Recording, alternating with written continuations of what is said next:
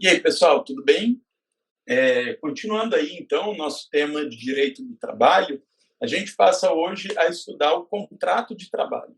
A gente já sabe quem são os sujeitos do contrato de trabalho e a gente já sabe também qual é o objeto do contrato de trabalho, que nada mais é do que uma prestação de serviço que tem uma remuneração, né?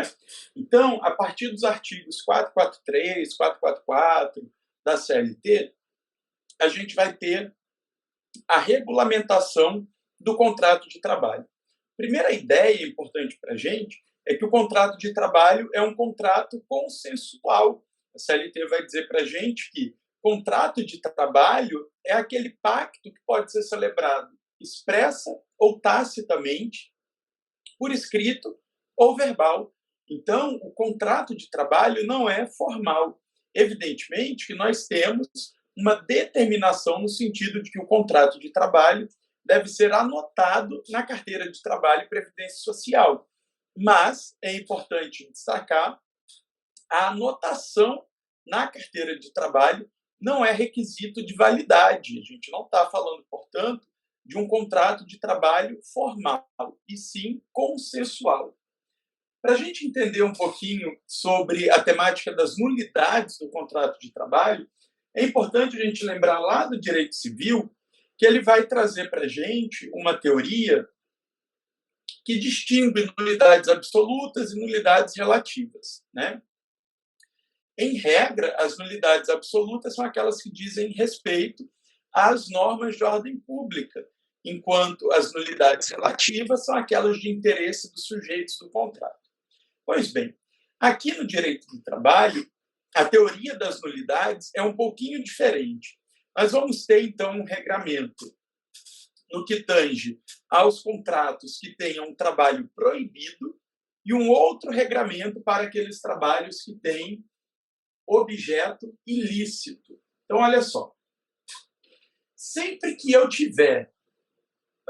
deixa eu ver aqui onde está a minha caneta. Sempre que eu tiver... não vai dar certo. Sempre que eu tiver um contrato de trabalho, eu preciso analisar se ele tem alguma proibição ou se o objeto eventualmente é ilícito. Olha só, falar de uma proibição é falar de uma proteção que recai sobre um determinado trabalhador.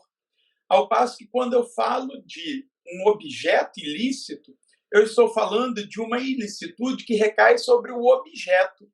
Então, notem que a origem da nulidade no trabalho proibido decorre do trabalhador envolvido. Eu posso, então, fazer o raciocínio de que, se eu trocasse esse trabalhador, o contrato seria válido.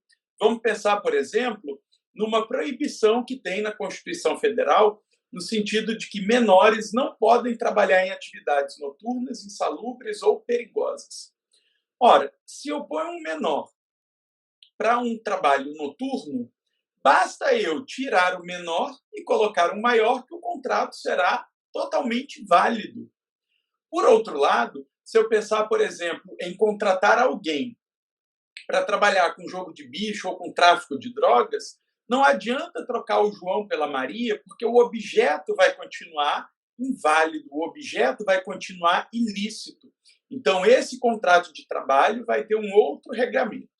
Basicamente, se eu estiver falando de trabalho proibido, eu não tenho efeitos retroativos. Significa, portanto, que no dia, por exemplo, que a fiscalização encontrar um menor trabalhando à noite, a fiscalização vai retirar esse menor do trabalho noturno, mas ele vai receber todos os seus direitos normalmente, como se fosse um adulto. Afinal de contas, se eu estou dizendo que é uma norma protetiva da pessoa, eu não poderia deixá-la prejudicada pelo ilícito de outrem. Tudo bem? Por outro lado, se eu estou falando de um objeto ilícito, eu tenho efeitos retroativos. É o mesmo que eu dizer que aquele contrato de trabalho nunca produziu efeitos. É dizer, portanto, que nenhum efeito financeiro terá aquele contrato de trabalho, tá certo? O TST entende lá na súmula 363 que Caso o objeto seja ilícito, seria aplicável, por analogia, essa súmula 363, que trata especificamente daquele empregado contratado pela administração pública sem concurso público. Então, basicamente, ele receberia salário, respeitado o mínimo, e FGTS, mais nada. Bom, exemplo, então, de trabalho proibido. Menor em atividade noturna, perigosa ou insalubre. E a súmula 386 vai falar para a gente do policial militar. E essa é uma súmula de muita importância, porque ela trata para a gente daquele policial militar que, ganhando pouco na sua função institucional, faz o famoso bico, trabalhando como segurança particular. Evidentemente, pessoal, esse trabalho é proibido. Afinal de contas, o policial militar exerce uma atividade de dedicação exclusiva, ou seja, ele não poderia firmar um contrato de trabalho particular com quem quer que seja.